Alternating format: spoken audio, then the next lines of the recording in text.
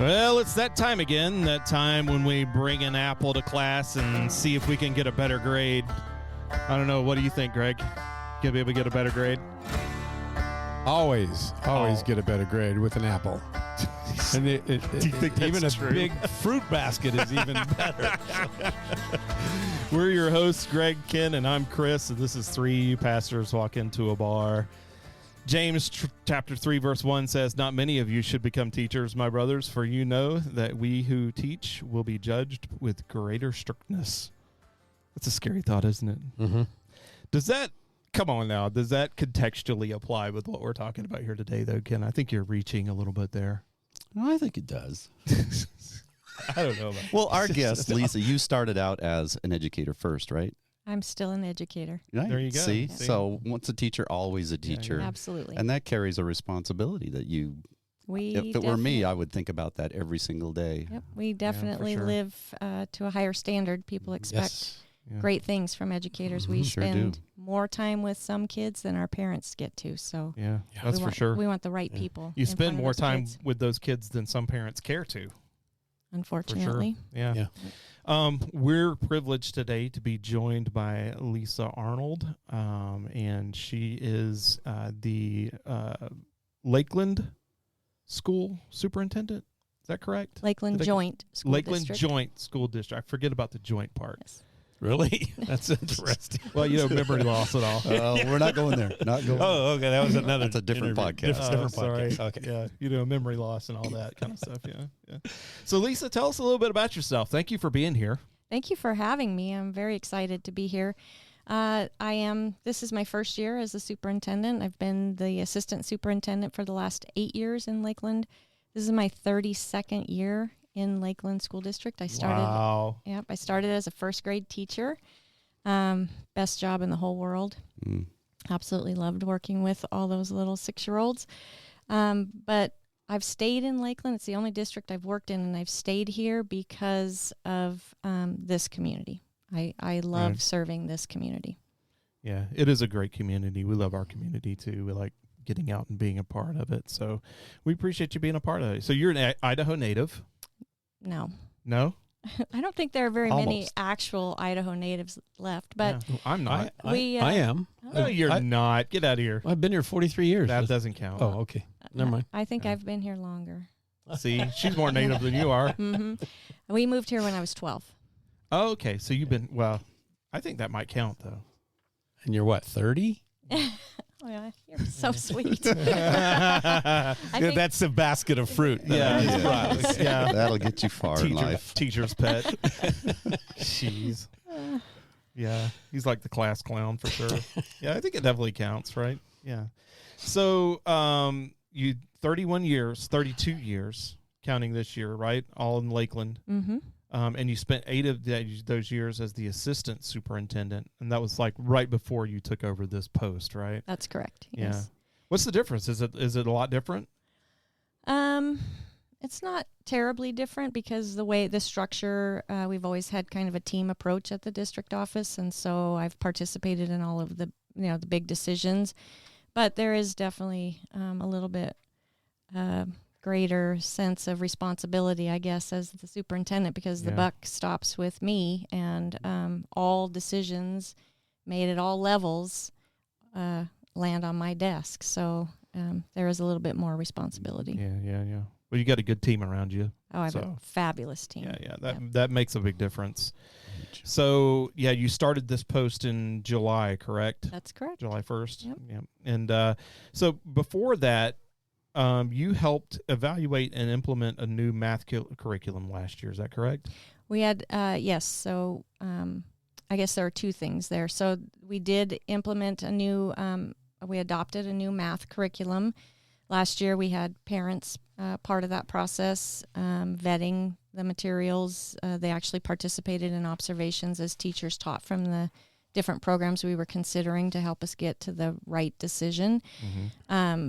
And we feel like it's going to be a really good program for us. But piggybacking with that, we also looked at supplementing our reading curriculum because we haven't adopted in quite a while, and what we're using is not really helping us with our kids.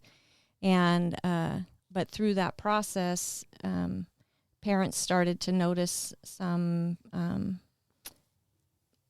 things that they weren't comfortable with within the stories within the textbooks. And so we actually pulled all of the textbooks, K-8, and had different people from the community read them cover to cover. Yeah. And what we found was, even though there wasn't anything overt with regard to CRT, or even wasn't even necessarily CRT, but some kind of political undertones, that when you read from cover to cover, you start to understand when parents talk about kids being indoctrinated in public schools, that this is what they're talking about.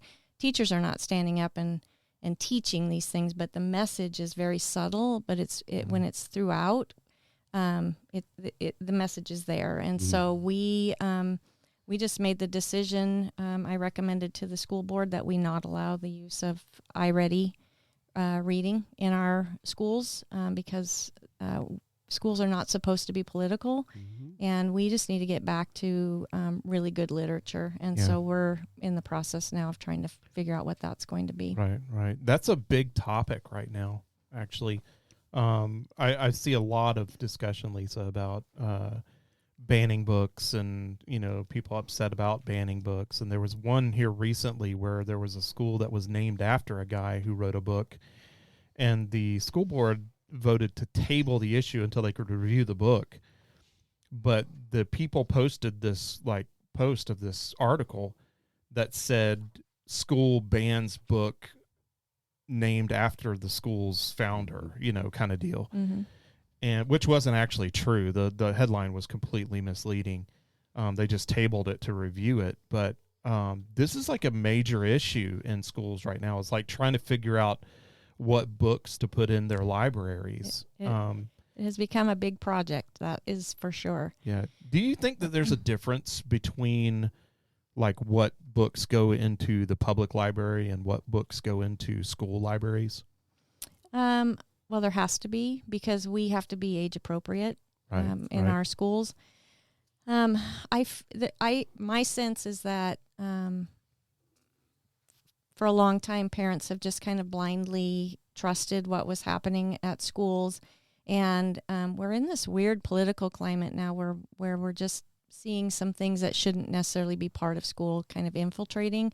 And so one of the things I love about Lakeland is that this is as a community, we are a conservative Christian community. Right. And I feel like our schools have done a really good job of reflecting those values.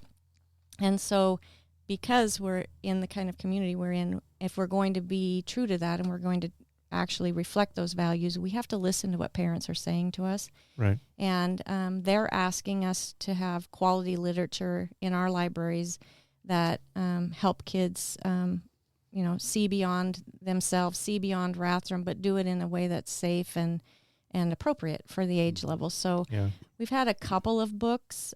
So we have a committee of 15 parents who review every single new library book that is requested to go into our library, and they give feedback to our school board. And we've had some books that the parents weren't comfortable having in the schools, and the board chose not to put them in. So, do you have anybody on that committee that is not a parent? Does any of those reviews? Not currently, but if people are interested, we certainly could use the help. Okay. Well, that's a lot of books to read. It is a lot of books. And they don't always read them. A lot of times they'll go and look at some of the reviews on some of the Christian websites. Will review books and then just even other websites. And so they'll say, I haven't read the book, but the reviews cause me to say at this point I can't recommend this book until we've read it. And they have tabled a couple, giving us time to do the actual reading, but there have been others where it's just absolutely not. We don't want those. Right. How would someone get involved in getting on that? They just need to give us a call at the district office, and we will take their name and email. And Dr. Pasley, who's the assistant superintendent, is overseeing that, and so she works with that group, and she'd be able to get them all signed up. And incredible. Yeah. Yeah. Read some books. Yeah. Do you? Here's a philosophical question, right? Okay, so there is. Obviously, there are people out there that would love to put books in libraries that indoctrinate kids one way or another. We're obviously looking out for books that lean left of center and are particularly, focused on kind of left-wing ideas and agendas. Do you think that there's a possibility that pendulum could swing too far to the right and be indoctrinating in the other direction? I suppose it's possible. What I'm seeing right now in our district is they're just looking for wholesome.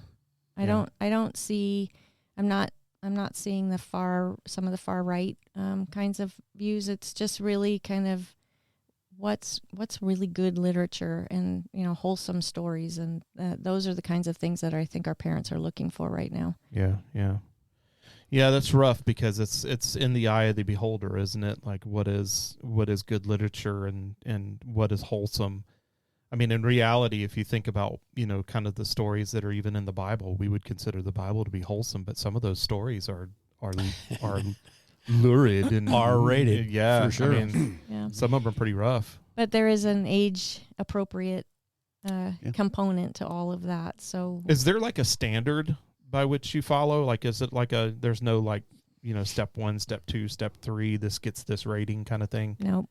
No. So no forms or anything that you'd fill out if you're reviewing a book for the school? There is a form, and they just, if they're concerned about something, they give their feedback as to what it is about the story that they're concerned about, and then the board considers that. And the board is doing a really good job of not,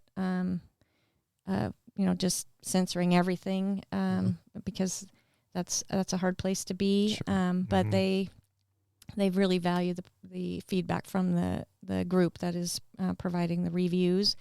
And so far, it's only been a handful of books that we've said no to. But if it's not in our library and somebody wants their kiddo to read a book, we do have a public library. Yeah, we have several public libraries that kids have access to. So that was kind of my point, because one of the things that people argue is that my kid, maybe some of these kids don't have access to the public library because they can't get there or whatever the case may be, and the school library is the only place they can go. And it's like, well, what do you want to do? It's like, do you want everything in the public school library to be available to an elementary school kid?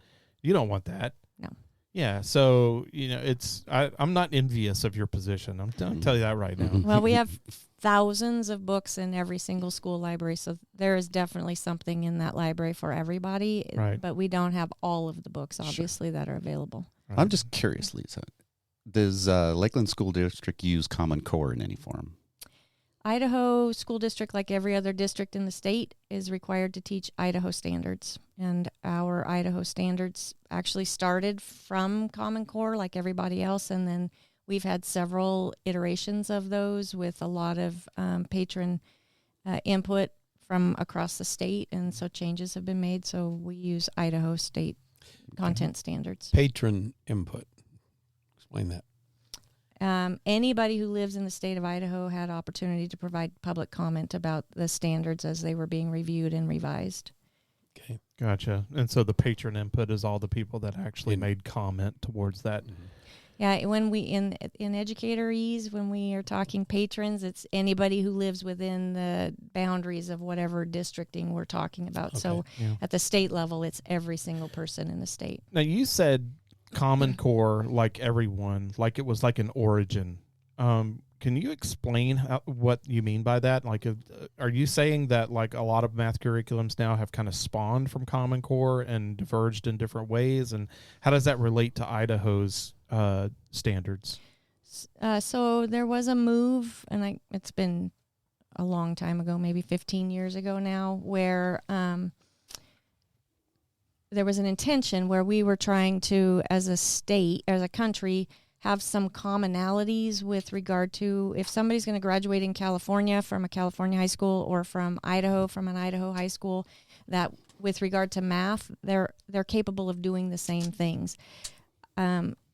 It was actually from an Idaho educator standpoint, especially in this district, something that I was in favor of, because as kids move out of other states and come to Lakeland, they were always very far behind. And it was hard to have conversations with parents who were coming from like Washington, where the kids had straight A's the whole time they were there. Then they come to Lakeland and they're getting C's and they're struggling because our expectations were much higher. And so to have kind of some national norms about when somebody walks across a stage and graduates in this country, they should be able to do A, B, C, D, and E. So that was the intent. And then there were lots of people working, and they only did Common Core for math and ELA, not for science and not for social studies. And then those were adopted by Idaho, and there was a big pushback from people in Idaho about too much federal fingers in our Idaho pie. Yeah. And so our legislators did a good job of requesting that we do a review. And so they've actually gone through at least 2 iterations where changes have been made. And it's really about looking at are these developmentally appropriate standards for each grade level? Are these the things that we value in Idaho that we want to make sure our kids can do? Are they easily understood by educators? So all educators in Idaho are reading the standard the same way and teaching to it in the same way. So those have been some of the changes, but I would imagine that other states have done some of that same work. So when you say they, you mean there's like an Idaho Teachers Association? So it's a statewide? It's a state board of education. State board of education. Yes. Okay. Yeah. Yep. And they're directed by the legislators. Okay. Cool. Yeah. That's there's so much bureaucracy. It's just like everything else. Are those so appointed? many layers of bureaucracy. It's ridiculous. Are those appointed positions or voted? The state board are appointed by the governor. The state superintendent of public instruction is an elected official, and then the state department of education, the people who work under the state superintendent are all hired by the superintendent. So there are several facets and lots of layers when it comes to education in Idaho. Yeah, for sure. So you feel there's adequate checks and balances, or is it too bright for corruption or manipulation? No, there are lots of checks and balances. Good. Yeah. Good. Like what?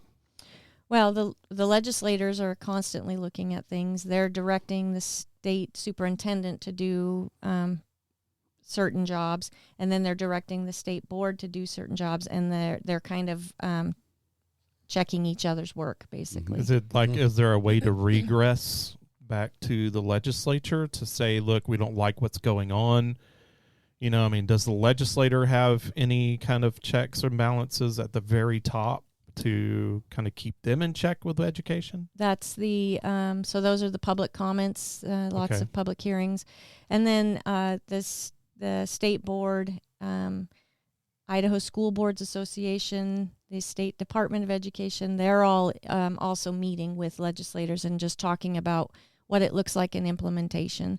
So I can give you an example. When Senator Getty, John Getty, was still in the Senate, great man, love that man. He was part of the legislative session where they decided that they were going to increase the math and science requirements for high school graduation. And they thought they were doing this really great thing, and it it's good for kids, but they didn't understand what the implementation would look like. And so since they didn't increase the amount of time kids had to be in school, they didn't increase the calendar year for kids to be in school, we had to make some hard decisions. If you're gonna take one more year of math and more year of science, that means something that you've been taking has to be taken off of the plate. And it ended up being world history. Yikes. So he happened to be, I was the principal at Betty Kiefer at that time, and I invited him to our school, and we were walking through our halls, and we have these amazing murals, fourth grade Idaho history mural and a fifth grade U.S. history mural that a grandmother of one of our kids painted, and they're beautiful. And he got very excited, and he said, "Oh my gosh, I'm so happy to see history represented. It's so important." And so I said, "Well, that's interesting that you feel it's so important, because are you aware that, that this happened?" And he said, "No." And he said, "Why did you do that?" And I said, "Well, they had to figure out You have to meet the requirements. What we could take off of the plate." And so from that point forward, when things came up, he would reach out to me and say, "Okay, this is coming. If we do this, what does it look like in implementation?" So we're constantly trying to build those relationships so that we can be an asset to our legislators. Yeah. That's tough. Yeah. Real quick, Chris, do the grade school kids, they don't have electives? No. Okay. So when you have to cut something, it's going to be something they substantial value. They have crayons. Yeah. Recess. Heck, I have crayons. I guess let me clarify that. At the elementary school, we have our normal, reading, writing, math, grammar, spelling, social studies, science, health, those kinds of core classes. But they also have art or PE or music. So I guess they could be considered electives for elementary kiddos. And why would those not be cut instead of something like world history? This was at the high school level. Yeah, this was specifically. Okay, so they do have electives at the high school level. Oh, yes. And so, but the state requires a certain number of electives that you have to have. There's a laundry list of checking the box. Yep, I took those classes.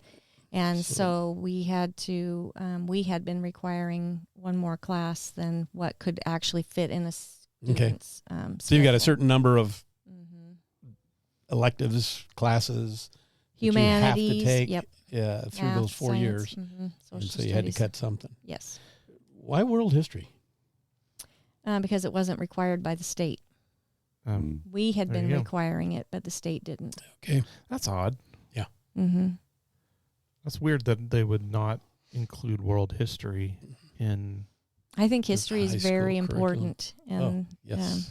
Yeah, that's something to consider. But ultimately, the people have to be involved if they want to see change like that. I mean, this is a common thread with like just about all of our interviews. Is they're always telling us, it's like, well, you have to be involved. Yes. You have to have a voice. Yeah. And you can. I mean, obviously, because you guys just did a safety class or meeting where you guys talked about a lot of school safety stuff, and we had a board workshop. Yeah, yes. That was it. That was it. Yeah, we had a person there that recorded it. We have a group here called H46, and they go to all the different meetings and they record them and they make notes, and so we can have all this data on file. And they were there. That was an interesting class. You guys talked a lot about use of force and all these things that it's bonkers that you guys are even having to think about this stuff. I know. And we're the only district in the state right now that has this particular program. I built it from the ground up. Good for you. Yeah. Good for you. Protect our kids. Yep. So we're adding our 4th armed district safety specialist, and we have 3 SROs. So we're building. Every year we just keep adding to it, building. Nice. It's good to know. I think people need to understand that, we're a rarity in that we are, working to handle these things so that our kids are safe. Yep. I told the former superintendent when she started that I was not going to stand in front of media wringing my hands and saying, we just never thought it would happen here. I'm going to do everything I can to make it impossible for it to happen here. Amen. Proper training. Yeah, all that. Yeah. It blew me away, that last shooting that happened, and I forget where Uvalde. it was. Yeah, the Uvalde shooting. If you watch the security footage of that shooting, it's so crazy. It's like these 2 guys from the school go out to check on the car that just ran into the ditch and get shot at and ran back to the school.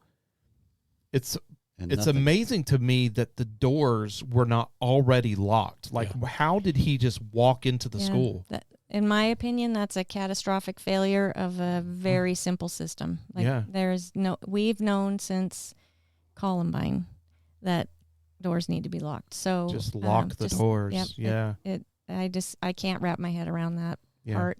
We we learned at a safety conference that a law enforcement officer was outside the school and actually watched that shooter walking toward the door and requested permission to engage the shooter and didn't get any permission, so did not act, and watched him walk into the school. What a monumental failure that whole my thing goodness. wasn't Yep. I wonder how he sleeps at night.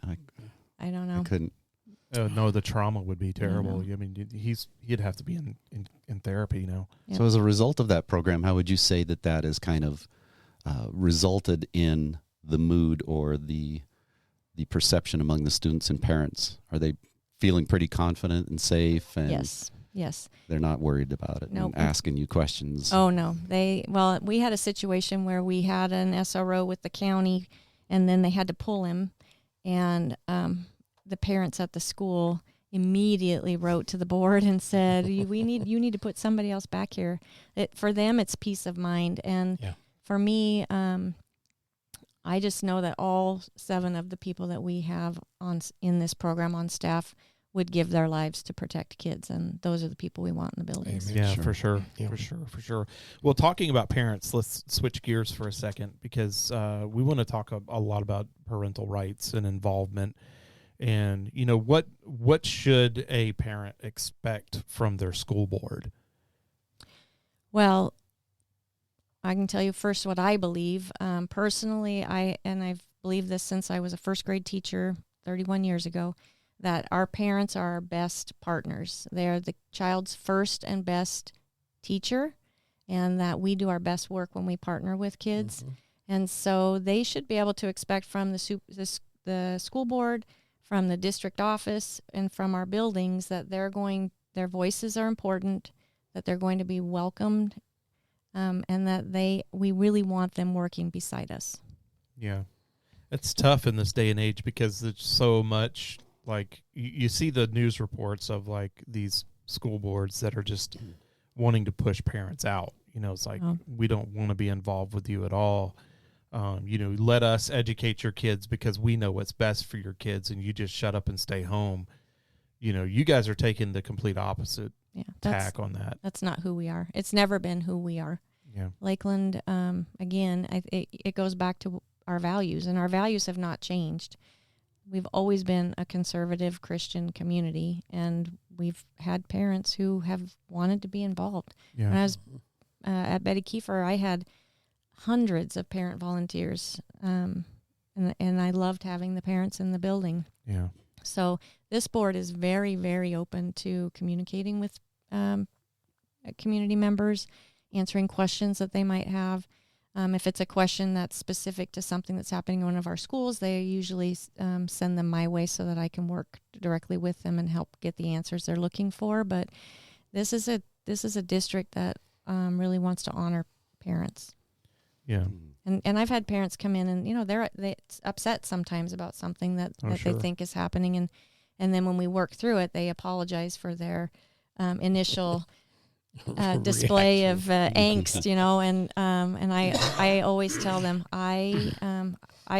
you're supposed to advocate for your child. That's your job as a parent. Right. I'd much rather sit and have this conversation than try to light a fire under somebody to try to get them to care about what's happening with their child. Yeah. It seems like from a 30,000 foot view that when we were all, our generation, were kids, parents could kind of trust the system because American values were pretty widespread and deep. Right. But we're now in a new social climate to where that's not the case.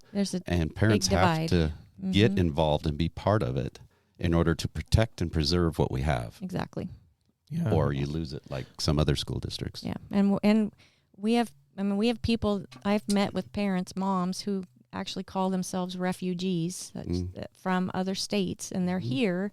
Gosh, that's sad, isn't it? Because of our conservative Christian values, that this is what they want for their kids. So Thank God for state sovereignty. Yeah, and we're the majority. We're not the minority. Is that correct? Parents and people that want the best for their children, they want a good education, And yet it seems like we're the ones fighting the battle against those that are trying to oppose what we deem as good moral values and good education. I think that's more nuanced, though, because like that statement could apply to someone on the far left as well. I mean, you could have a person that's totally pro LGBTQ, believes that the system is systemically racist, believes that white people need to keep silent. You could have a person that believes all of that stuff and want the best for their children.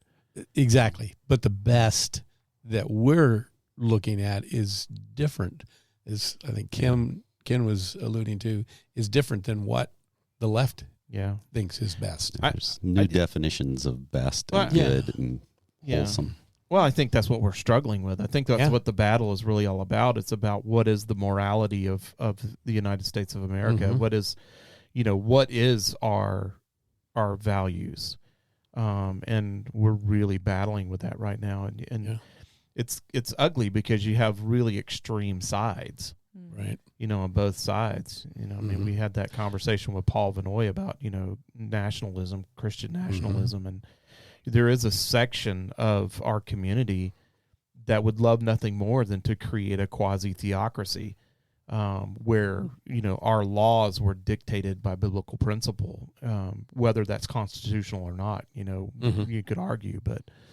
Well, and then on the other side of that, you got, things like CRT, which we're going to be talking about. Well, Lisa has mentioned a couple of different times, people want a moral Christian school system that they can trust. And we seem to have that here in North Idaho. But now, are we fighting to keep that? Or are we just doing the best to keep things rolling along as they are? I don't think we're fighting to keep it. I think that that's pretty strongly in place. Like, I don't know of any other school district. Tomorrow we'll have all 750 staff members at Lakeland High School in the Commons to kick the year off, and we start with a prayer. Wow. That doesn't happen in a lot of places, but it happens here, and it happens every year because we're doing hard work. And we need the Lord to be directing that work. Yeah, and so amen. This district is filled with Christian people. We live here because we have the same values and the same desires that the rest of the community has. So I don't feel like we're trying to protect what we have. I think what we're trying to do is navigate. I'm trying to keep some of the politics out of schools. Schools should be a place where we are just learning the basic reading, writing, and arithmetic type things, and politics and some of the conversations that are happening on the news should be those conversations should be happening at home with parents, not at school. So what we're trying to do more than anything, I think, is to keep all of that out of school and have school just be a safe place where kids can come together to learn. Yeah. And part of the biggest challenge we have right now is when you're adopting a new curriculum, most mainstream publishers have to be relevant in all 50 states.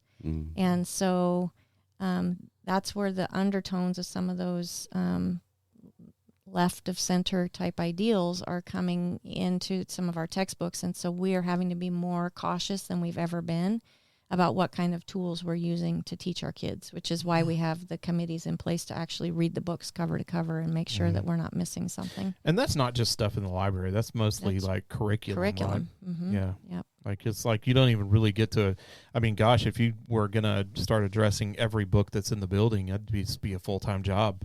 Like, you just have to have, for hundreds of people. a group of people that's all they did was review material, and you'd have to have a standard by which you graded things by. And, I would tell you that prior to probably 2020, things were pretty innocuous as far as our textbooks. We just didn't have the political stuff in there. And because of where our society is and this deep divide between what our the right side of the political spectrum wants and what the left side wants, the publishers have decided to try to put it all into these textbooks, except that what we were finding was there was a lot of slant from the left and no counterpoint from the right. So if you're going to have some political ideologies, especially as you get into the high school courses and you're talking about government and some of those history and some of those kinds of things, if you're going to present, or even in science, if you're going to present evolution, we should be presenting creationism as two viable theories, because that's what they are, they're theories. But we don't. It's not in the books. So those are the kinds of things we're trying to overcome, is making sure that we're giving equal time to both sides, or we're just not giving any time to sides, and those are conversations that parents should have at home. So that's why those groups are so important. Yeah.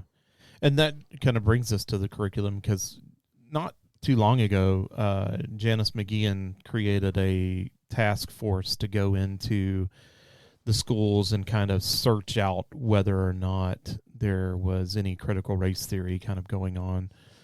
And there are people who are confident that that she didn't find anything.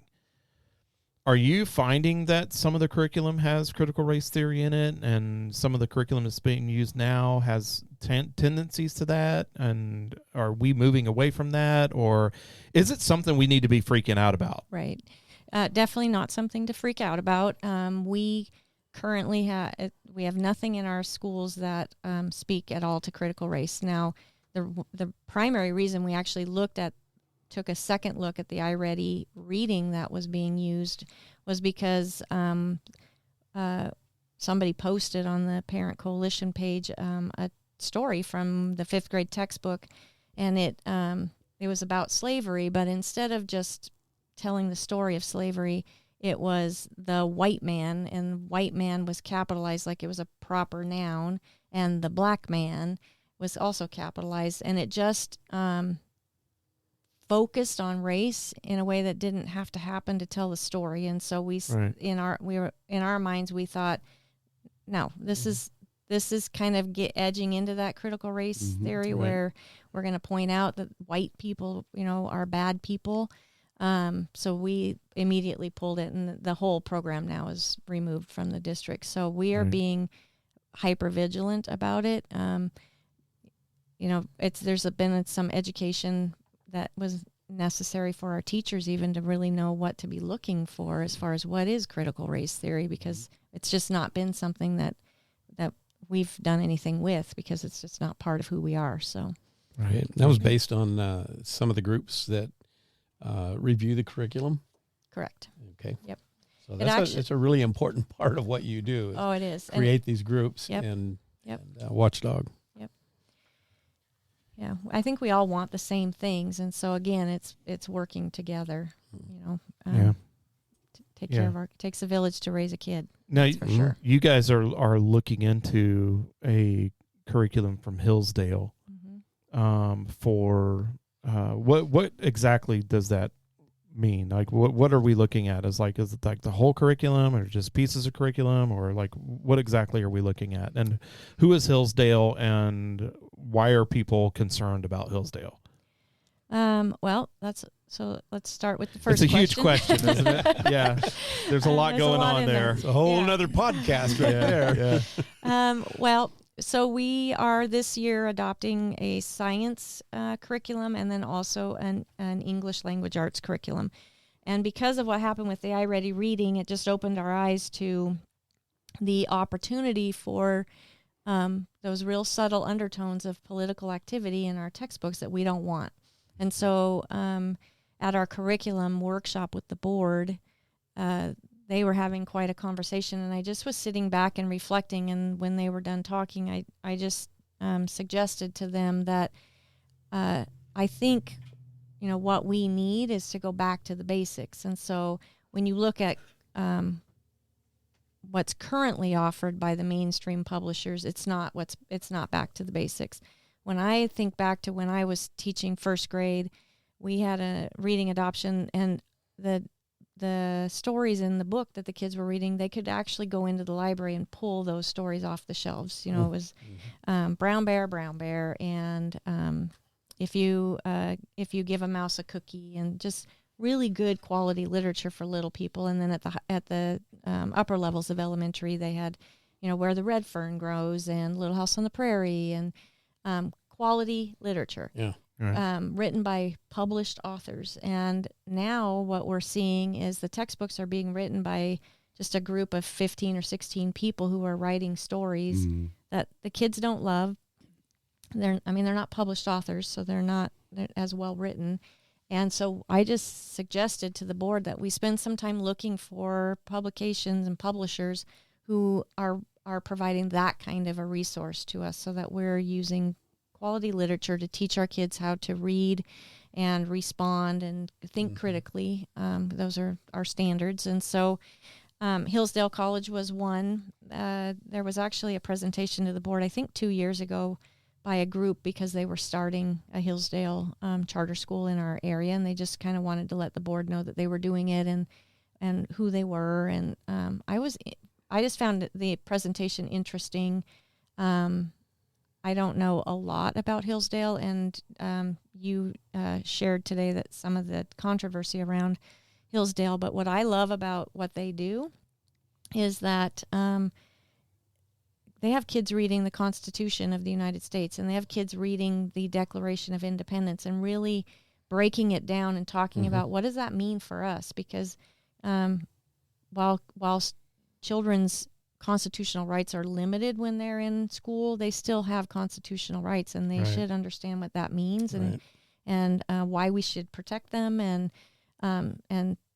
so that part of, and just being more classical, like going back, being really focusing on the basics. That's what I really appreciated about Hillsdale. And then the other part of that was their focus on the kinds of kids that we want our kids to be, the focus on good citizens, being good citizens, and what that looks like in a school and how you intentionally teach to that. So the challenge for us is that Hillsdale is looking for opportunities to create charter schools where their philosophy is being implemented, and then you use their curriculum. We're already a school district, so we can't do that. So we just have to work with them to see what other avenues we have to access their materials. But in addition to them, we're looking at Heritage, which is a program that Christian homeschool parents use. They have a version that you can use in public schools, and it's all also quality literature back to the kind of the basics. So yeah, Heritage just got some great material. I know that a little background in Hillsdale. They've been around for a couple hundred years. They have never taken one penny of federal funding, even in the way of scholarships. They don't have anything to do with that. So the federal government has no fingers, no impression upon them whatsoever. And I don't think that sits well with a lot of our legislators. Yeah, I was looking through like a lot of the information about Hillsdale because you had mentioned them, and it's obviously just one of them that are in the running. But News Channel 5 in Nashville, they published a review of Hillsdale, and it's part of what's called the 1776 curriculum, if I'm not mistaken, where they're all part of this initiative that a lot of leaders, plus President Donald Trump, had started working on to develop patriotic education, kind of bringing patriotism back into the classroom, Pledge of Allegiance, like understanding how fortunate that you are to live in this country. As rough as our history has been, it's still the best place to live. And Greg and I were talking about this morning, it's like America has had it rough. I mean, we've been around for just like 200 years. And in that time period, we have battled racism. We have battled ourselves. We've battled misogyny. We have battled feminism. We have battled all these different kinds of really extreme ideologies and came out on top. And I'm convinced, I believe in our system, and I have faith in our system, and I think that people will reject a lot of the extremism that's trying to be pushed today. I have a lot of hope for that. But one of the things that they did say about this curriculum is that it rewrites civil rights history to put a political slant favorable to conservative orthodoxy by misrepresenting leaders such as Martin Luther King Jr. and challenging students to consider the property rights of business owners who discriminated against Black Americans. It's the kind of thing that like is a struggle for you guys, because it's like you're never going to be able to, you're never going to be able, it's kind of like being a pastor. You're never going to be able to make everybody happy. You know, it's like, you know, you can make some of the people happy some of the time, but you're never going to make all of the people happy all the time. And are you guys experiencing that as you're going through this curriculum search? Has there been a lot of feedback on it? We're just starting the process. Right now, we're actually just trying to get our hands on the material so we can actually look at them. We haven't been able to do that yet. Dr. Pasley has emailed 3 or 4 different companies to ask for sample materials so we can look at them. And it'll be a year-long process. But so that would I haven't been able to see it, so that I'm not aware of. There is a truckload of information out there about the dangers, quote unquote, of the Hillsdale curriculum and how it whitewashes history. And so, you know, I mean, it's something worth looking at. Just in my research and looking into it, you know, I found not a lot of people supporting it, unfortunately. And I don't know if that's the Google analytics or whatever, you know, but there's certainly a lot of leftists that are just really livid about the idea that public schools are actually even thinking about it. Well, they own the media companies and the news. So if they have a beef, it's going to be loud and long. Whereas the other side of that argument doesn't have a whole lot of a voice outside of the local community. Right. So it's going to be a grassroots effort, right? Yep. Work in progress. But do you think we have the grassroots here, or do we? Oh, yes. Yeah. We really need to get people activated, though, right? Get people involved. One of our goals this year is to try to bring our community together kind of around our schools. And I know not everybody chooses public school for their kids, which is fine. But the district sits within this community, these communities that we serve, and everybody benefits from strong schools. You know, when you have strong school system, you have lower dropout rate, which means lower crime, and property values go up, which maybe right now isn't such a great thing. Stop right there. We're gonna talk about levies here in a minute. I don't think you can take credit for that. There's been a few other factors at play, but I'm with you. Yeah, so that's one of our big goals, is to help people understand, I guess, what we're trying to accomplish on their behalf, so that this can be a school district that everybody can be proud of, whether you have kids going to Lakeland or not. Yeah, you know, I mean, honestly, Lisa, this is one of the things why we wanted to do this kind of interview, is there's a lot of misinformation, a lot of understanding that needs to be established about what is different about our school district as opposed to what's going on like in Coeur d'Alene. Right. Well, we recognize when people watch the news that they see things that are happening in other places, and they either wonder or they assume that it's happening here. And the only way for us to help them understand what's actually happening here is to have these kinds of conversations. Yeah, get it out there and let people understand that, you know, we are different here and we're striving to be different. Right. And we're proud of that. Yes. It's not, it wasn't by accident. It's very intentional. Yeah, that's awesome. Now, with the whole CRT thing, there was like this section where SEL, social emotional learning, got kind of wrapped into that somehow. I know that social emotional learning was around before critical race theory ever came around. What was the original kind of deal with social emotional learning? Well, in our district, when we talk about social emotional learning, we're talking about teaching kids how to recognize their emotions and regulate them. We teach our first graders how to get, invited to a game on the playground, how to deal with conflict with a friend in a positive way. So it's really about just how do we be good people.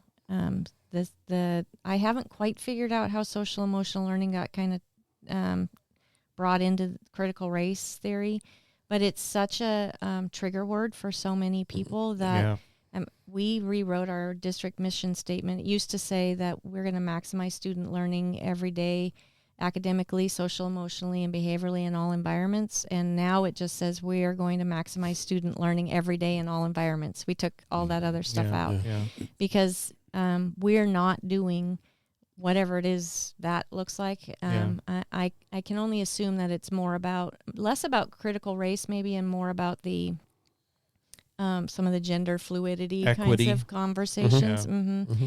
And we're just not participating in any of those. So we're just taking the acronym out because that's not who we are. It's not what we do. So there's no curriculum based on the social emotional learning. Nothing that the school district has looked at and said, yeah, we want to do this. Not like that. So we have Second Step is a program that our counselors use, and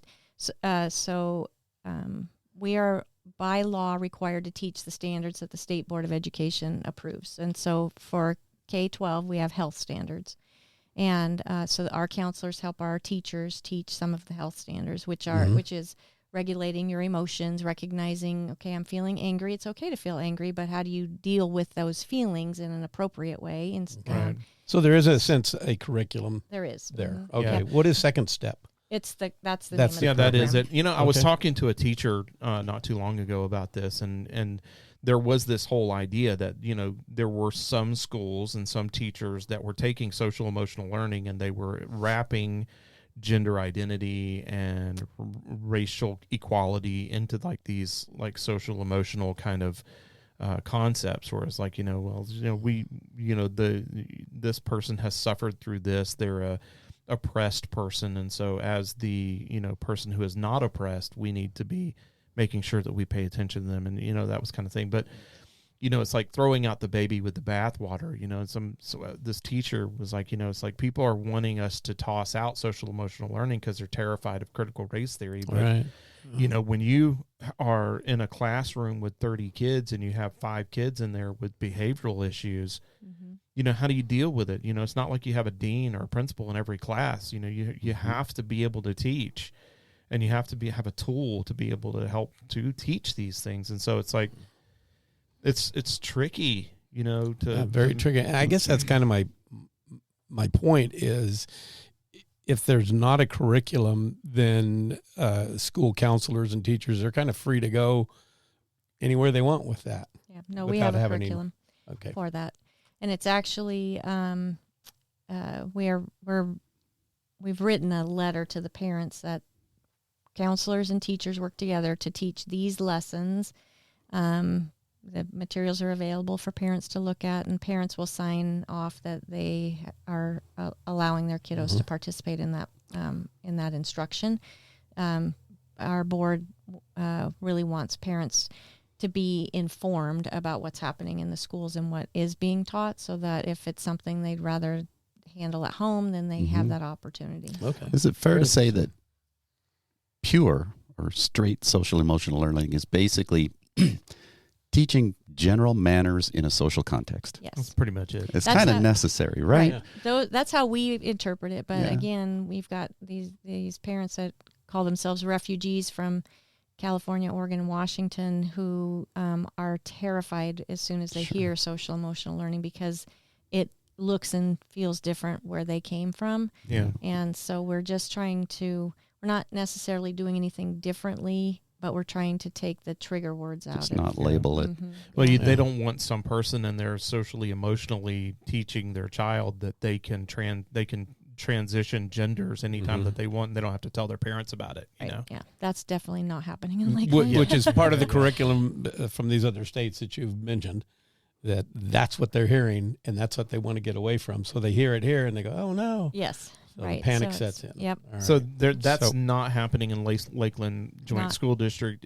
Not at all. If that were to happen, like a teacher were to present that kind of idea in a classroom setting to a group of people, what would happen to that teacher? Well, there would definitely be ramifications, and I mean it could all go all the way up to termination. We are not doing it, and they know it. So nice. Okay. Cool. Well, that's good to know. Yep. We've got an influx of all these people from these other states. What about teachers? Do we? Oh yeah, we have a lot of but the teachers who are coming are also refugees. Right. Yeah, they're also okay. Yeah. They're trying to leave behind things that they didn't necessarily agree with, and coming to a place that's more. That was real aligned. surprising to me. We had this conversation like last year when the influx was kind of really hitting critical mass, and we're thinking, man, is liberal ideology coming in to turn Idaho blue? Yeah. And I did this little study. I went to the Kootenai County voter rolls where everybody has to declare a party. And it was like 2 to 3 to 1 conservatives were coming to Idaho over liberals and Democrats. And it's like, no, they're not really invading Idaho. Yeah. They're refugees. Everybody's leaving these other states and coming to Idaho and making it more conservative, more red. Exactly. So we need to not be defensive and offensive towards these people coming in. We're all on the same side. Welcome them. Yeah. Yeah. We're all from California, right? Yep, we are. Yeah. We did, we've had a couple of teachers who've come and they've landed in Lakeland and they only stay a year and then they head over to Washington because they realize that this is not a comfortable way place too for conservative them. for them. Yep. Yeah. Well, that's fair. That's good. I mean, that's why we have states, That's right? right. So And they've heard the truth. So they've heard the truth. They've heard the truth. Oh yeah. From Idaho. Yeah. This your truth. That's a bumper sticker. Idaho is truth. Idaho is the last bastion of solid conservatism. It's that's pretty in this fair. area. In this area for sure. I mean, it's all around us. No matter where you go, I mean, it's like we're surrounded. We are surrounded. I mean, you go south, you got Boise, and as soon as you hit Boise, it's just completely leftist. I mean, you got a mayor that's like wanting to make Boise an abortion safety zone. It's like, yeah. So we're surrounded. It's no wonder that we're growing like crazy. Yeah. Can I speak a little bit to the LGBTQ? Yeah, absolutely. I think it's important for people who live here to know that there is a Supreme Court case that ruled in support of a family. So there was I think it was in Virginia, but it was on the East Coast. A kiddo who was a boy, wanted to be a girl or vice versa, and wanted permission to use the bathroom that everybody else was using in the school. Asked that he or she used just a separate bathroom, and they filed a suit, and it went all the way to the Supreme Court, and the Supreme Court actually found in favor of the family, which caused a lot of concern for us. But so I think it's important for our families to know that we do have families in our community who are dealing with this particular situation. What we have elected to do is, if a child notifies a school that they're transitioning, that there's a meeting with the parents, and we make sure that the parents know. And then that's good. And then if the parents are in support of the child, then the school works with the parent and the child to come up with a plan that takes care of that child's needs, but also protects the needs of the rest of the kids in the school. If the parents are not in support of what the child is trying to do, and they say absolutely not, she was born a girl, she's a girl, she's going to use the girls' restroom, we do what the parents ask us to do. Good. Yeah, that's So- good. That's the way it should be. Yeah. And I know in other states they're allowing kids to make those choices for themselves at a very young age, and our view, they're children until they turn Still too 18, young. and parents have some control over that, so parents are part of that conversation. What a recipe for disaster that is. Yeah. Like, like when we were kids, like it was a running joke, it's like we're going to sneak into the girls' locker room, right? Well, you don't even have to do that today. All you got to do is like, well, if I wanted to sneak into the girls' locker room, Say I'm just I'm a going to, girl. I identify as a girl. All right, come on in. For Come the on moment. in. It's like, yeah, right? I mean, Yeah. Oh, and some of I them can are think of doing all that. kinds of. I can think of all kinds of scenarios where as a teenager, I probably would have exploited the system. Well, they are. Mm-hmm. Yeah. They are. It's the scary part. Yeah, it is scary, but Your poor mom. Yep. We have kids in this country who are identifying as furries. I don't know if you guys have heard that. Yes, I've heard of Really? that. Yeah, it's Yes, terrifying. Where they're coming in and demanding that schools put litter boxes in the bathrooms because they're identifying as a cat Oh my gosh. or a dog. We're not allowing anybody to identify as a furry in Lakeland. Thank God. So close-minded. God. Yeah. It's like who cleans the litter box out? Right? Is that the janitor? Does the janitor get to do that? Can you refuse that? You can do it yourself. I'm not doing it. No. The You're going to furry? use it? Yeah, the the furries furry. can do Yeah, it. you got to scoop. Every furry gets a scoop. Yeah, you got to get the scoopable kind. Yeah. Yeah, don't get Kind of just like- clumps. Yep. Kind Yeah. of clumps. That's just where our country is right now. There's some strange Do they things come out there. to the school like dressed as cats? Mm-hmm. Yep, with collars and ears and tails, things. Golly. Yeah. Thankfully, that's not happening here. And Even so, Lord Jesus, come. Yes, please. Even so, Lord Jesus, come. We have lost our minds. Oh my God! I don't remember reading about furries in Revelation, but I'm sure we could find it if we looked hard enough. People have taken Revelations and they have written all kinds of things into it ideologically. So I'm sure that we can read a verse in there and kind of like, oh, that's a furry. That's a right furry. there. That's a furry a right furry. there. Yep. Lion Coming lays down out of- with the lamb thing. Just saying. So the lion is like a guy out of Cats. Oh, it's a good thing we can laugh about this. yeah, I just You have to. We would be in tears. Drama class is you doing have well, to. huh? I know. Yeah.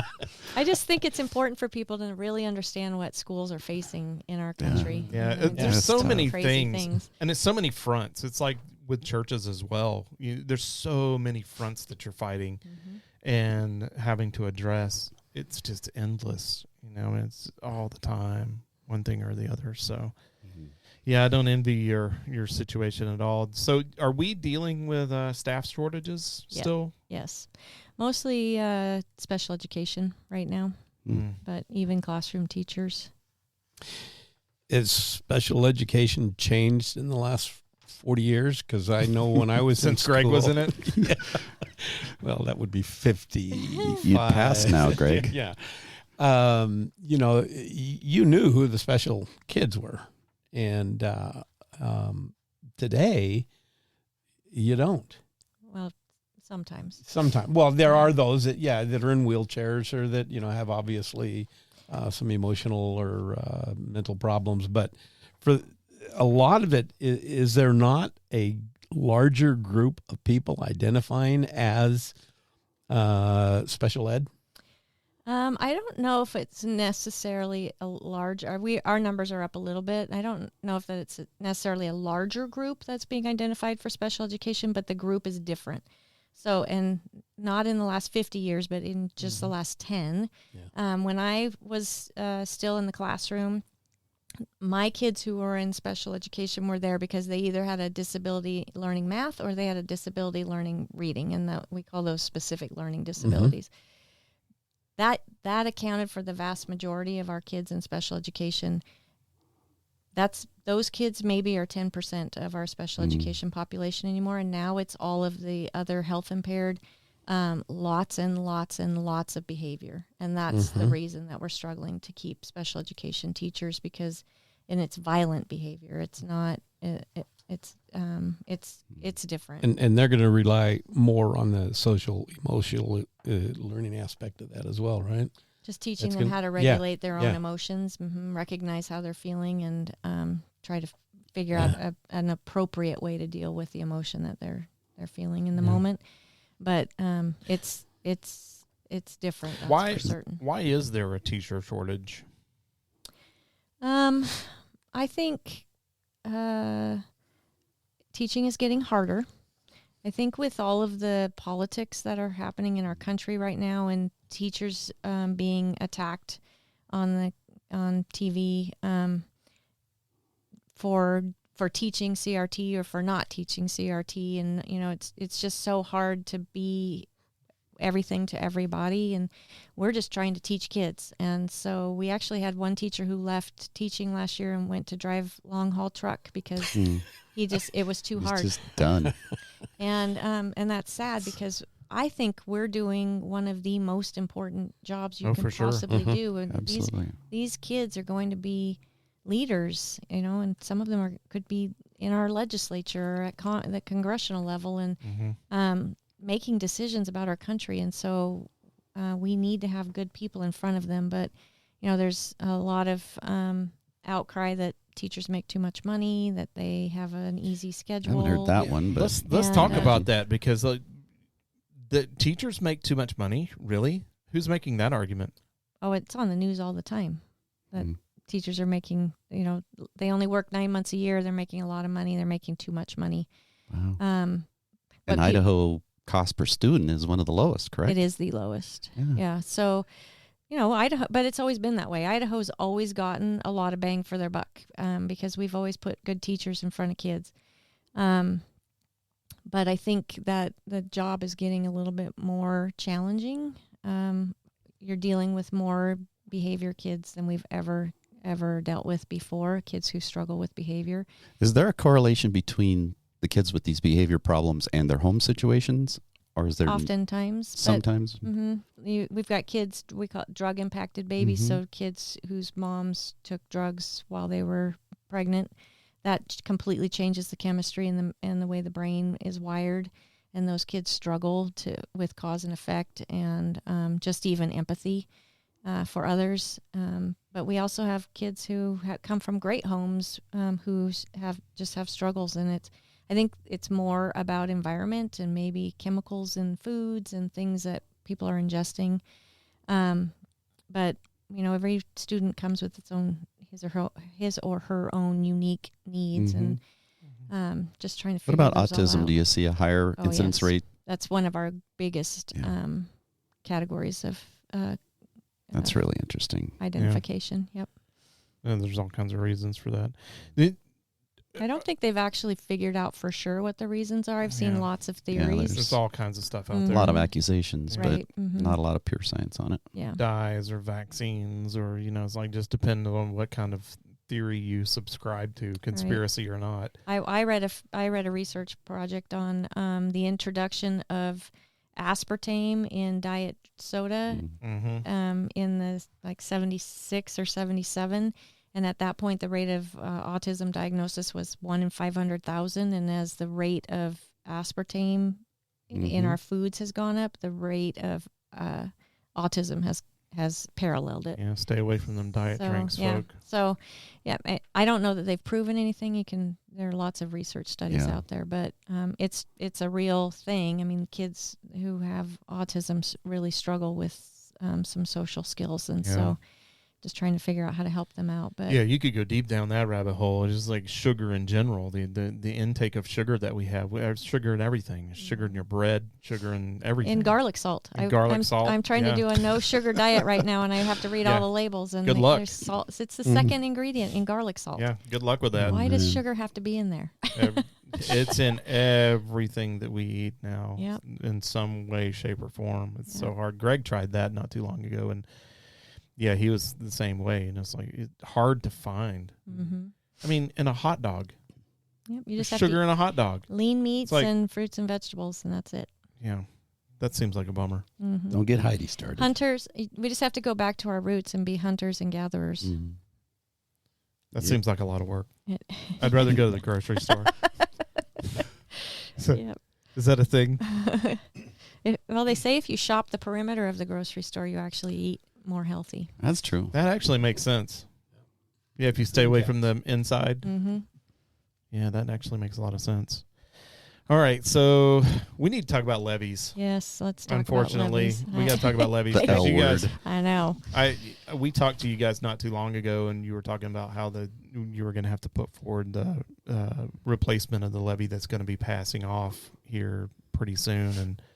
And I was telling you, it's like I don't envy you at all for having to present the levy because it's like I don't think, first of all, that people understand the magnitude of what the levy does for the district.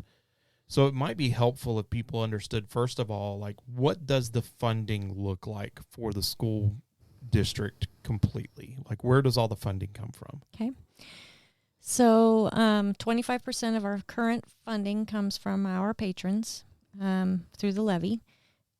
74% of the rest of it comes from the state salary-based apportionment, and then there's a sliver of 1% to 2% is federal dollars to the district, specific to Title I and special education. As far as the money that comes to us from the state, they truly fund about 75% of what what we do. So some of the things that are outside of what they fund us, facilities, we get lottery dollars, and on average for us, it's about $300,000 a year. You cannot run a preventative maintenance program and maintain 11 schools and 4 other buildings on $300,000 a year. It just can't happen. And those are the only dollars we get from the state for facilities. We get no money from the state for any extracurricular. So all of our athletics, all of our activities, no money comes to us for that. We get no money. Well, we get $50,000 a year for safety type activities. And all of these things that you're talking about are line item in a items. budget. So it's not like you can take something out of safety and utilize it for something else. No, It's we like, have to actually write a grant for the safety dollars. Mm-hmm. And then the lottery dollars come as a line item to the district specifically for facilities. So we can't. You can't maneuver it around. But, we could take money that we get for staff, I suppose, and not have staff and pay for roofs and HVAC systems. But that kind of, we're in the business of teaching kids. And so, 86 to 87, depending on the year, % of our overall budget actually pays salaries and benefits because we're a business of people. Yeah. I've heard that the school districts, or most school districts, actually have a surplus of money that they haven't used. Is that true? And is it fair to say that a lot of it, if you do have surplus money, ends up being budgeted money that you can't use anymore until you have a need for it? I think what you're maybe talking about is because of the ESSER dollars, the COVID dollars that came from the federal government. So I can speak to Lakeland. There were several things that we had budgeted for that we could use the ESSER dollars for. So we did that. We used the federal dollars for that. And then we had a larger fund balance this year at the end of this last year. And the board made the decision to maintain our fund balance where we need to be at 16% of our overall general fund operating budget, and they moved those other dollars to a capital projects budget because we chose last year not to run our plant facility levy, which expired, and that for as long as I've been in this district, we've had a plant facility levy, and that's the money that we have used to try to have a preventative maintenance and kind of keep our buildings up to date, which even with those dollars has been really challenging as you look at some of our buildings. Athol Elementary needs to be re-sided, but which if that's all we were doing would be like a $350,000 to $500,000 project. But the second we peel the siding off and find rot, it becomes a $2 million project. And so trying to figure that all out. But so lots of districts have done that where they've been able to not use the money they had budgeted because they used the federal dollars. We are budgeting, so we still have our ESSER $3 to use this year. And because we're hearing that there's some talk in Congress about maybe pulling those dollars back because they're getting some data that's saying that schools are not using those dollars, we're going, and it's one-time monies, not ongoing, so we can't use it for personnel or anything. So we're going to use that to help pay for the adoptions that we're going to do this year with science and ELA, because each curriculum adoption is $1 million. Wowza. So just to use a expensive. curriculum? Just to use a curriculum. That's the licensing fees, not necessarily the paper. It's the buying the textbooks and the textbooks. Yep. All of those pieces. So, and the licensing fees because we do the digital, but yeah. So how much do you have set aside for that right now? Well, we have $5.6 million in ESSER 3 that we have not used. Okay. And so we have plenty. So you got plenty there for getting this new curriculum. Yes. Okay. And then our hope is that we can use the rest of it similar to how we've done it in the past, where we spend that money on money we've budgeted for, and then because there are so many strings attached to the ESSER dollars, everything has to be tied in some way back to COVID. Yeah. Or learning loss. And so if we can pay for an HVAC system from there that we had been planning on spending general fund money for, then we can save that, and then it can be used for anything, so we're trying to kind of, it's the But was not shelving necessarily kind needed for COVID filtration, as we were told. of thing. So anyway, we're trying to make sure we're using the federal dollars the way we're supposed to, but using them in a way that allows us to have some flexibility with the general fund to take care of some things. So we made a decision early on that we weren't going to run an emergency levy this year. If our enrollment is up by law, the board can run an emergency levy for the amount of money that the new kids generate. We're not doing that because that becomes a taxpayer burden. So we set aside some ESSER dollars to pay to be able to hire staff. We can do that because it's social distancing, and so we're trying to be cognizant of not taking every need to the taxpayers and trying to use the federal dollars to help offset that. This is not a new levy you guys are talking about. This is just continuing the same levy that we're paying right now. Correct. Yes. Which a lot of people might be confused about as well. Yeah, so by law, a supplemental levy can only be on the books for 2 years. And I know sometimes patrons say, "Why do you keep coming back to us?" Well, because we have to. That's how the law is written. We have a committee of patrons right now, long range planning committee meeting. We met last week for the first time, and then we'll meet again on September 12th. So anybody who's listening who is interested in participating in that work, we have a lot of parents who are participating, but I really would like some people who are not attached to the schools, who have a different perspective to participate in those conversations, so that when we make a recommendation to the board about how much we're going to ask, that we're taking into account lots of voices with lots of different needs and concerns. I'm not planning on asking for more money. In fact, I'm trying to figure out how we can come to the taxpayers with a little bit less than what we asked for in the past. I told you the last time we met, I can't think of a worse economic situation to go out and ask for a levy. Right now it's horrible. So terrible. But it would be catastrophic to the district if it doesn't pass. It's 25% of our budget, so it's people. And I mean, you're talking about $9 million worth of. You're talking about having people. to have layoffs. And, oh my goodness! Yeah.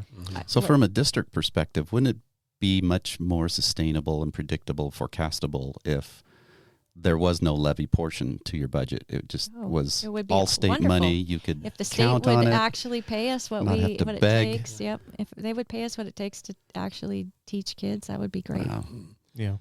Though that's kind of the drawback of public education, though, right? Yeah. You mentioned some strings attached to that, the federal money, the SR3 money. Are any of those strings detrimental to what you're trying to do? No, it's just nope. That was a concern, and the Trustee Grissom raised that concern, and there was a lot of talk. But we actually checked with the state attorney to make sure that the federal government couldn't come back after we accepted the money and say, okay, now you have to require COVID vaccines, and now you have to CRT. Now you have to require all of these things. Yeah. And we were told no, that they absolutely cannot do that. So we did accept the money. But so when I say strings, it's just that you can only use the money for certain things. So and it all has to tie back to COVID. Okay. So ventilation systems, PPE, which we don't use, teachers, because you're getting having smaller class sizes, so that's that social distancing piece. So are you going to use some of that to hire some teachers? Is that part of the plan? Yeah. So we have, I think, just recently we looked. We have 4. We need to hire 4 teachers to get our class sizes down to where we want them. So Brian had set aside some ESSER money, our CFO, to be used to hire staff, so we're not having to ask patrons to. Do you think you can get those positions filled before the school starts, or is this going to be a year-long project too? They're interviewing today, so nice. Say a little prayer. Congratulations, that'll be great. But they're having to cast that net pretty wide, right? Yes. All 4? All 4. Mm-hmm. Oh, wow, that's great. That's terrific. What about security, safety? We just any of those guys going to get hired with that money?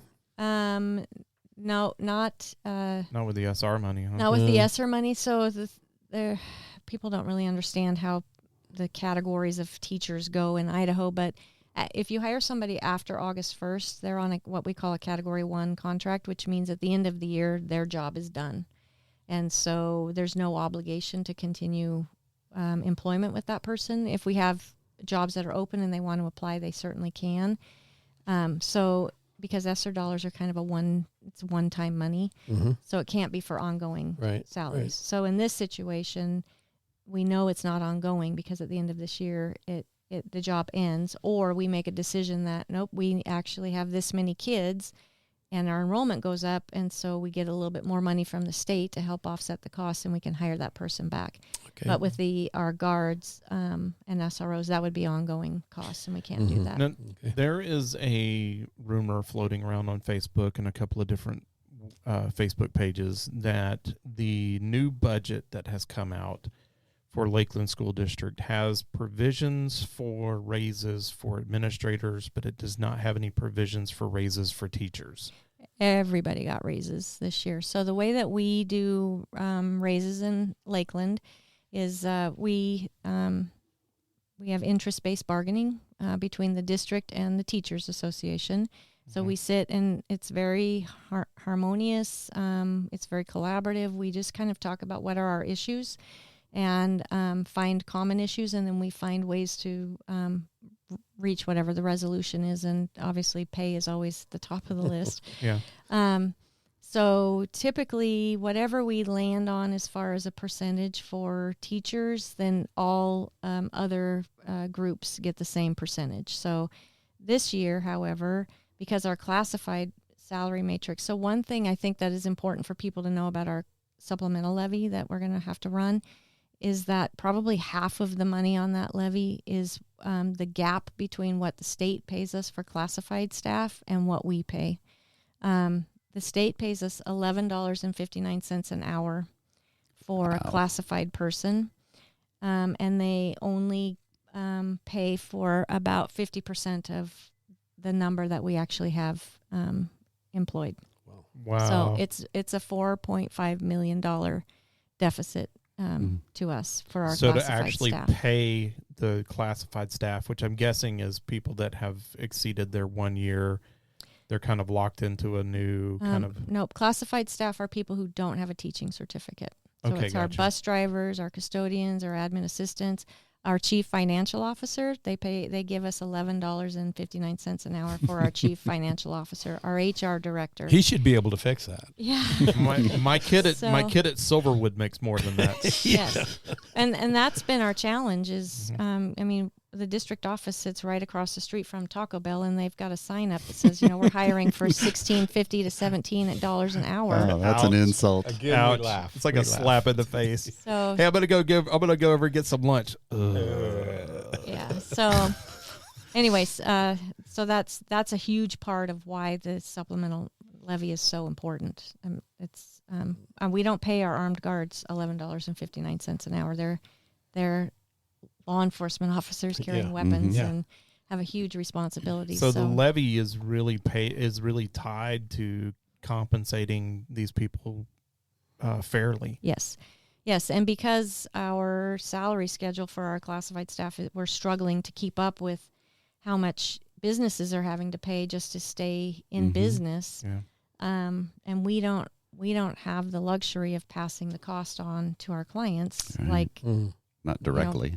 Taco Bell does, right? Exactly. So teachers and administrators got the same 4%, but classified salary matrix actually got a 7% increase. And the decision for how much the teachers get is based on the teachers union and the conversation that they have with the state, I'm guessing? No, it's with the school board and and district administration, and it's really due in large part to what are the increased amounts that the state's giving to the school districts for salaries, and those are the dollars that we usually are talking about. So it really is teacher pay is more tied to what the state is doing as opposed to what the school board might budget for it. It's kind of a combination of both. So our teachers in Lakeland do not make what the state salary schedule is. We're significantly higher, but we have to be because Washington pays $10,000 to $30,000 more a year, depending on the teaching position. And our proximity to Washington is so great that people can live in Idaho and enjoy an Idaho lifestyle, but go and work in Washington and make a lot more money. Yeah. So Post Falls, Coeur d'Alene, and Lakeland can't operate compete on the state salary schedule. Yeah. We have to pay more. Is there merit increases as well? The state just put into place advanced professional endorsement monies, and so there are certain things that teachers have to demonstrate in order to get those dollars. So the levy that is being passed is actually, it will support teacher pay as well. It will. Yeah. It helps to fill in the gap between what the state gives us and what we actually have to pay our teachers. Yeah. Now, there's a gentleman by the name of Tom Hamilton, and he came out publicly here recently talking about how, and it was a long letter that he wrote, open letter to kind of everybody. But basically the gist of it is that the problem is not that we don't have enough money. The problem is that we have a mismanagement of money. What would you say to that comment? We are definitely not mismanaging money. You can do raspberries on this. Yeah.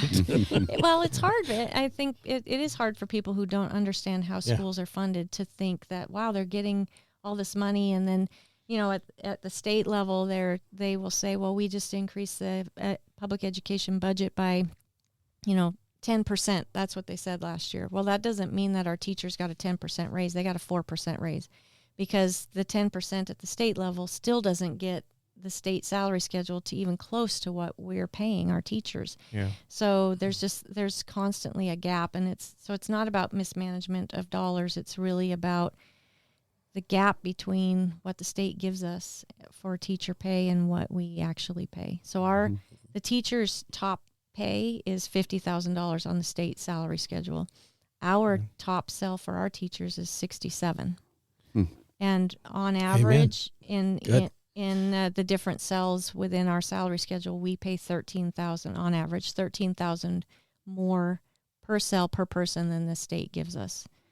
So that's where the money is going. And so the levy is necessary to accommodate those types of salaries. Correct. Yep.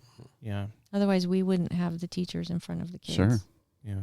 It is difficult because if you don't have a really good understanding of how budgets work in a kind of corporate setting, so to speak, I think people think of budgets in terms of personal budgets. If I have a budget and I'm like, I've got this line item where I'm going to pay for my TV, but then I have this need, I can take money out of my TV budget and move it over to my car repair budget, Right. Yep. And that's just not how budgets work in a corporate setting. Right. It's like if you have money that's earmarked for a certain thing, you have to use it for that thing or it just sits there. Mm-hmm. And so it's this constant battle of trying to make sure that you're only putting into each line item exactly what needs to be in there. Correct. And in our case, 87% of our dollars go to salaries and benefits for the 700 plus people we employ. And so it leaves a very small percentage for what we call discretionary money that we get from the state. And the discretionary money actually pays the electricity and the water and transportation. There's a big gap between what we get from the state for transportation costs and what we actually pay for transportation. And I'm sure that gap's going to get wider now with the amount of money we're paying for diesel gas. Yeah, fuel costs. Mm-hmm. Yeah, there's a lot of people out there that it doesn't matter what it is. They're always going to say no to a levy. I'm not a big fan of levies either. I'm not a big fan of property tax. I think property tax is criminal, but that's just my opinion. You have an uphill battle with that in this district, and there are a lot of people that are just adamantly opposed to it. Like, no matter what it supports, vote no, is a lot of the things that I have seen. Yeah, that makes me sad that that's where we are, but I understand that we're talking about people's livelihoods and money. But again, even people who don't have kids or family members connected to the school district benefit from a strong school system. And I hopefully they can at least see that part of it, that we have a great community and we have very low crime and we have strong schools. If worst case scenario, the levy fails and there's no way that that you're going to be. Is there other fundraising methods that are available that you can utilize, or Nope, just kind of stuck? we're stuck. The old bake sale's not a thing anymore. I don't think we can raise $9 million With pie? a year. With It depends pie. on how good the pie is. Yeah. I know there's pretty expensive brownies in Washington. Yeah. We just went through Oregon. And I'll tell you, we had a pie auction here once, and we had somebody pay like almost $1,000 for a pie. Wow. Yeah. Wow. It was bonkers. Yeah. So some pies, Yeah. I mean, they're worth it. Just Yeah. saying, Yep. you know. Yep. So two things I just want to mention, I guess, about the levies before we leave this conversation. One, I know there's a lot of concern. Well, and I live in this district. Over the last 2 years, my assessed value on my home has gone up a total of $500,000. So I definitely understand that part of it. Can I just interject something right there? Sure thing. Real quick. We have done a lot to try and educate people on how the property tax system works. We actually, on our website at athelbaptistchurch.org, we have a workshop that we did here with Bonner County Property Assessor coming into office, and their the clerk. The clerk, yes. Mm-hmm. And they sat down and went over how Idaho's property tax system works, and how just because your value of your property goes up, it doesn't necessarily mean that your taxes are going to go up. Good. That's we have more people paying into the pie, so your slices are getting smaller. Yep. Also, so that's important. The other thing I guess I want to say to people who are looking at our budget and line items and those kinds of things, and I have heard some people say that Lakeland has too many teachers, and that if you purely take the number of certified staff we have and divide it by the number or divide them into the number of kids that we have, the ratios look maybe smaller than what people are comfortable with. But what people don't always know is out of that certified pool comes all of our school nurses, all of our school psychologists, all of our counselors, our speech language pathologists, our Title I teachers, our special education teachers, our elementary PE teachers, our elementary music teachers. All of these people don't have their own classroom. They need to be pulled out of that to determine what our actual teacher to student ratio is, which gets us to we're on average about 25-1, which is where we kind of want to be. Some of our classes are a little bit higher and some are a little lower depending on where pockets of kids are. But I think it's important for people to recognize that in that big pool, there are a lot of people who do not have a classroom of their own. Is admin part of that? Secretaries and stuff? Yes. Okay. Not admin assistants, but administrators. Okay. Yeah. Come out of the certified pool. Yeah, unfortunately, there will be some people that you will not be able to convince simply because they don't believe they should be paying for a public school system, or a government school is what they would call it. And, I certainly get that point and I understand that point, but when you're going and you're making a decision about whether or not you're going to vote for a levy or not, I think one of the things I would do is just consider what lives are being affected by this. How much of my money is actually being used. And, I homeschooled my kids. Well, I didn't. My wife did. I kind of watched her homeschool my kids. You were the superintendent. I was the dean. Like, I had to go home and give spankings when they were acting up or whatever. But we have been paying into the public school system this whole time, even though my kids don't go to public school. And it's rather frustrating, because it's like I could use that money, and there's some talk in legislation about different ways of doing that or whatever. But I look back at it now and I'm thinking to myself, this is a societal thing. We have to either deal with it with the public school system, or we have to do a different thing. We have to make a choice. And if we want educated kids to progress the future of our great country, we have to pay to educate them. Yeah. And, I view it as, I almost view it as a civic necessity to train our children, even though I don't have a dog in the fight, so to speak. Right. Yep. And we have a lot of people in the same boat. Yeah. 67% of the people who live in the Lakeland School District don't have any attachment to our schools. Yeah. That's a huge number. Yeah, we got a lot of homeschooling here. Which is awesome because I believe in parent choice. But we are a public school and required to meet certain expectations, and it takes all of us really to make this thing work. Yeah. So if you could say one thing to try and convince somebody that the levy is a good idea, what would you say? I think what I would say is that for our communities to continue to thrive, we need an educated populace, and we have one of the highest graduation rates in the state of Idaho. Our alternative high school is the number one alternative school in the state with the highest graduation rate. Wow.